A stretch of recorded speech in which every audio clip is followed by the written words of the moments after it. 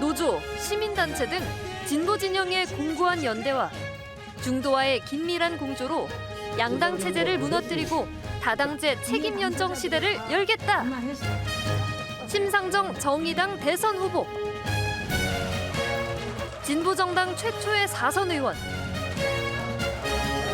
19대 대선에서 6.17%의 득표율을 기록하고 네 번째 대권 도전에 나섰는데 세계 10위 경제 선진국이지만 차별과 혐오로 매일매일 혹한의 삶을 살고 있는 시민들을 위해서 우리 정의당 끝까지 투쟁하겠습니다.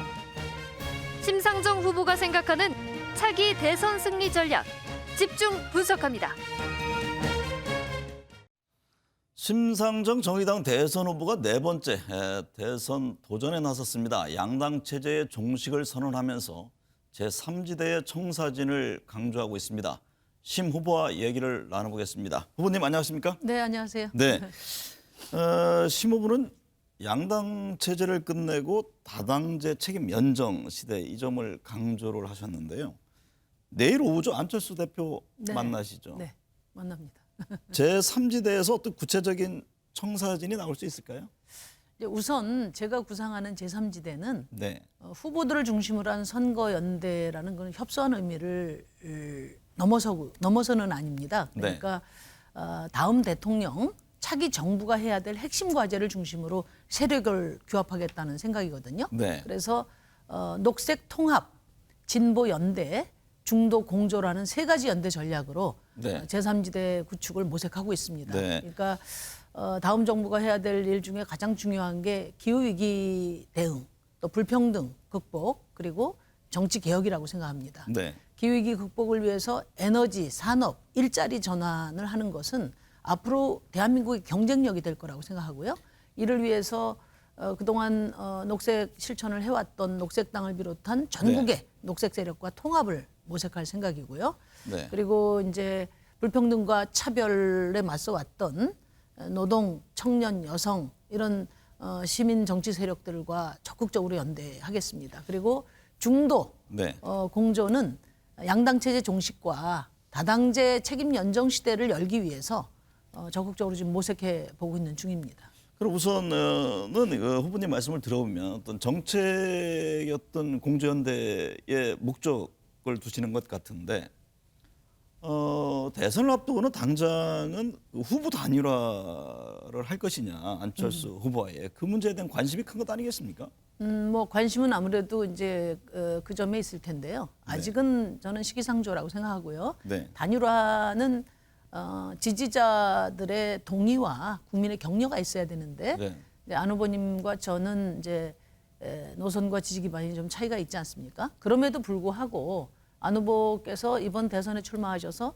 양당 체제는 적폐다, 네. 다당제로 가야 된다 이런 말씀을 여러 차례 하셨어요. 네.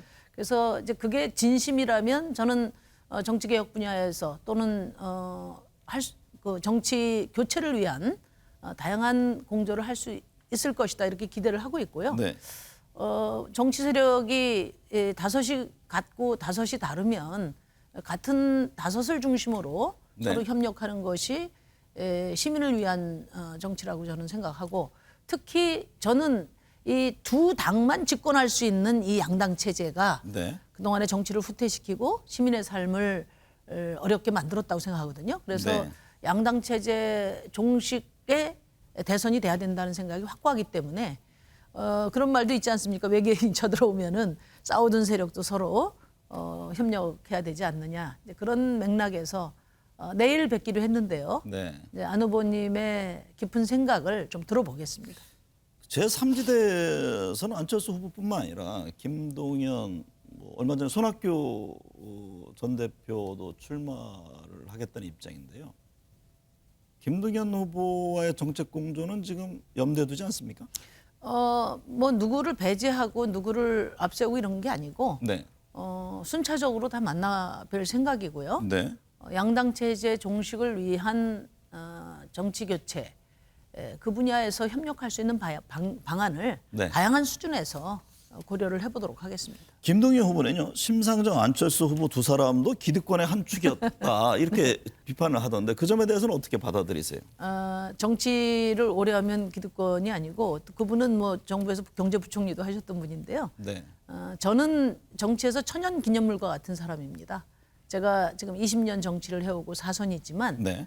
그 어떤 기득권에 의존해 본 적 없고 또 재벌들 눈치 본 적 없고 오직 국민들이 지어주시는 그 힘만으로 여기까지 온 사람입니다. 네.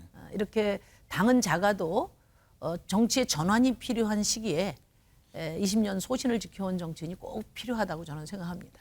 정책 얘기해 보겠습니다. 이재명 후보는 지역화폐 예산 증액, 또 윤석열 후보는 소상공인과 자영업자의 50조 그 손실보상 이걸 제시하지 않았습니까? 심상정 후보가 구상하는 대한민국의 경제, 복지 정책의 핵심은 무엇입니까? 우선 먼저 두 분이 제안하는 게 뭐 다 필요한 일이긴 한데요. 네. 선거를 앞두고 너무 당면한 그런 그 표만 의식해서 포퓰리즘 공약을 이렇게 남발하는 게 아닌가 하는 우려도 많다는 점 말씀드리고요. 네. 사실 지금 대한민국 정치권이 집중하고 예산을 가장 먼저 써야 될 것은 코로나 일상 회복을 위한 공공의료 시스템을 확고히 갖추는 거라고 생각합니다. 네. 저는 문재인 대통령께서 남은 6개월 동안 해야 될 마지막 소임이 바로 이 공공의료 체계를 확고히 하는 거라고 생각하는데요. 네. 이번에 뭐 논란 끝에 보건의료 노조도 나서고 해서 조금 예산에 반영은 됐습니다만은 지금과 같은 민간 의료기관에 의지하는 그런 중증 병상에만 의존해서 위드 코로나로 갈 수는 없거든요. 네. 그래서 공공병원을 빨리 확충해야 됩니다. 네. 그리고 지금 간호사들 중에 1년에 50%가 지금 그 일을 그만두고 있단 말이에요. 그 간호사, 조무사, 보건의료 인력의 헌신에만 의존하는 지금 시스템 빨리 개선해야 된다. 그 말씀 네. 드리고요. 지금 4단계로 하긴 했지만 사실 자영업자들 때문에 영업 제한은 지금 못 하고 있지 않습니까? 네. 저는 이 4단계 조치는 금방 한계에 봉착할 거라고 봐요. 그래서 자영업자들에게 최소한 고정비용 손실보상과 네. 그동안의 부채의 일정한 탕감 같은 과감한 방안을 제시해서 강도 높은 거리두기 조치를 네. 실시해서 네. 이 국면을 돌파해야 된다고 저는 생각합니다. 그리고 이제 말씀하신 게 이제 경제복지 정책인데요. 뭐 결국은 녹색 디지털 경제로 나가야 되는데요. 네. 디지털에 대해서는 그동안에 정부 투자도 많이 됐고 또 여러 가지 제도적 지원도 많이 네네. 됐습니다. 그런데 이 디지털은 녹색과 또 사람과 만나야 된다고 생각하고 저는 녹색 공공 투자를 대규모로 해서 네. 우리나라 그 철강 또 조선 자동차와 같은 탄소 기반 경제를 빨리 전환시키고 일자리를 정의롭게 전환하는 네. 그런 경제에 주력하려고 생각합니다. 부동산 정책에 대한 관심이 크잖아요. 네네. 그 어느 때보다. 근데 통상 보유세는 올리고 양도세라든가 이제 거래세는 낮추는 얘기들을 많이 하는데 심 후보의 그 정책을 보니까 다주택자 그 세금 중과가 필요하다 이걸 제시를 하셨는데 지금 이제 문제는 그 시장이 돌아가야 되는데 매물이 나오는 것이 아니라 이제 증여로 간다. 그러면 다른 예를 들면 대물림은 괜찮고 좋은 주택을 대물림하는 이런 어떤 왜곡된 거는 어떻게 봐야 하느냐 이런 지적까지 나오고 있지 않습니까? 근데 이제 그 뭐 한 가지 한 분야의 문제만 볼 것이 아니라 네. 지금 이제 부동산 가격 폭등으로 정말 전 국민이 다 그 고생을 하고 있지 않습니까? 네. 그래서 이제 보유세 강화라는 측면에서 보면 이제 그거 여론조사하면 반대하는 사람이 많지만 네. 가격 안정을 시켜야 된다. 투기를 근절해야 된다. 그럼 그렇죠. 절대 다수 시민이 찬성을 할 거예요. 무엇보다 중요한 건 이제 가격 안정이겠죠. 네, 그럼 가격 안정을 하기 위한 여러 기제 중에서 사실 세제 정책을 빼놓을 수가 없습니다. 네. 보유세는 가격 자동 안정 조절 장치와 마찬가지거든요. 네. 어떤 분들은 나는 투기하려고 하는 게 아닌데 가격이 올라서 내가 세금을 내게 됐다. 이렇게 이제 어려움을 토로하시는데 그 심정은 이해가 가지만 그래도 보유세를 강화해서 가격을 안정해야 또 내 보유세가 또 내려가는 거거든요. 네.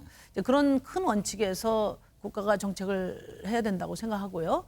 또 이제 강남이나 이렇게 집 한 채 갖고 있지만 수입이 없어서 세금 내기가 네. 어려운 분들에게는 이미 과세 이연 제도가 지금 적용이 되고 있습니다. 네.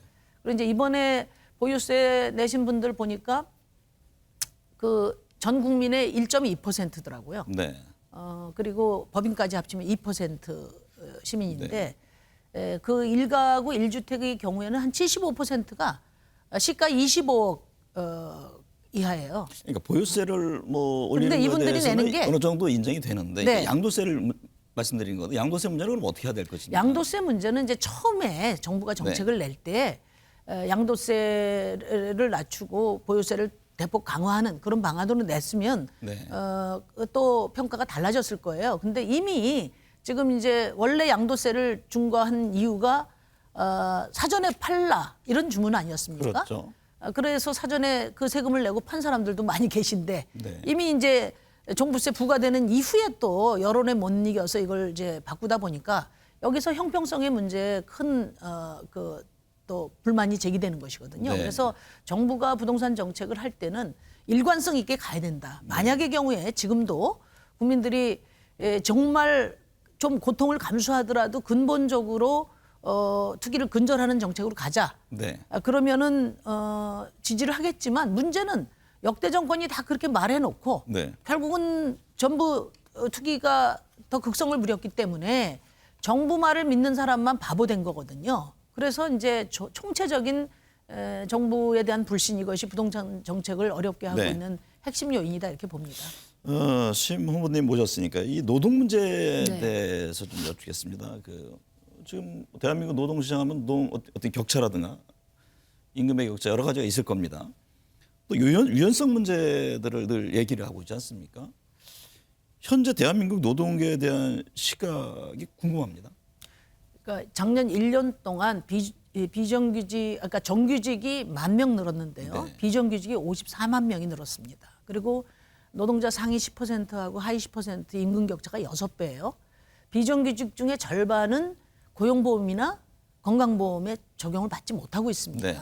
그러니까 이거는 요즘 흔히 이야기하는 공정 그리고 능력주의 때문에 발생한 차이가 아니고 제도적인 불비함, 불평등 때문에 만들어진 차별이거든요. 네. 그러니까 이런 부분들에 대해서는 국가가 적극적으로 제도적 보완을 해줘야 된다. 네. 그래서 제가 제 1호 공약으로 신노동법을 이야기를 했습니다. 주사일제도 말씀하셨어요. 네, 5인 미만 사업장들 또 특수고용직 또 플랫폼 노동자들도 다 동등하게 적용받을 수 있는 노동법 체계로 가야 되고 네. 주 4일제도 앞당겨야 된다. 이렇게 제가 말씀을 드렸고 그것이 능력에 대한 능력에 의한 차별을 네. 방지하는 국가의 노력이다. 저는 그렇게 생각합니다. 네. 대선 후보로서 이재명 후보와 윤석열 후보에 대해서는 어떻게 보고 계세요? 뭐 이재명 후보님의 가장 큰 장점은 추진력 아닙니까? 네네. 그동안에 성남시장, 경기도지사 하시면서 하여튼 강력한 정책 실현 의지를 보여주셨다고 봅니다. 근데 이제 대통령은 5천만 국민의 이해를 조정하고 네. 또 국민 통합을 이루어야 되는 그런 자리이기 때문에 지방 정부를 했던 경험을 절대화하면 곤란하지 않나. 네. 지방 정부는 아무래도 행정적 리더십이고 네. 대통령은 정치적 리더십이 중요하지 않나 이렇게 생각을 합니다. 네. 그리고 윤석열 후보께서는 이제 129일 만에 검찰총장 그만두신 지 129일 만에 지금 이제 야당 대선 후보가 되셨는데 그래서 요즘 흔한 말로 우스갯말로 머선 일이고 이렇게 이야기하거든요. 그래서 과연 시민의 삶을 골고루 이해한 그런 국정 운영을 할 수 있겠느냐에 대해서 뭐 다수 시민들이 불안해하고 계신 것 같습니다. 네. 현재 어쨌든 대선 후보 여론조사를 보면 이재명, 윤석열 후보 양강 구도가 이어지고 있는데요.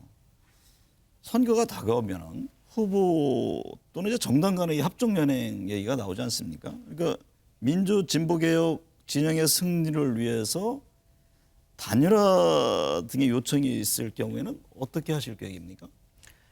저는 양당 체제를 강화하는 단일화는 제 사전에 없다. 네. 그걸 분명하게 말씀드렸습니다. 왜냐하면 지금 양당 체제는 34년 동안 서로 권력을 주고받으면서 기득권 한 몸이 되었거든요. 네. 그게 지난 대장동 사건에서 적나라하게 드러났습니다. 네. 그래서 격렬하게 싸우지만 결국은 양당 간의 정권 교체는 기득권 공수교대에 불과하다. 네. 그렇게 생각을 하고 제 심상정의 마이크는 양당이 대변하지 못하고 있는 청년, 노동자, 여성, 자영업자 이런 수많은 시민들의 목소리를 대변하는 마이크다. 그리고 차악의 선택이 아니라 시민들의 최선의 선택지가 될 수 있도록 끝까지 열심히 하도록 하겠습니다. 마지막까지 완주하시겠다 이런 의지이신 거죠?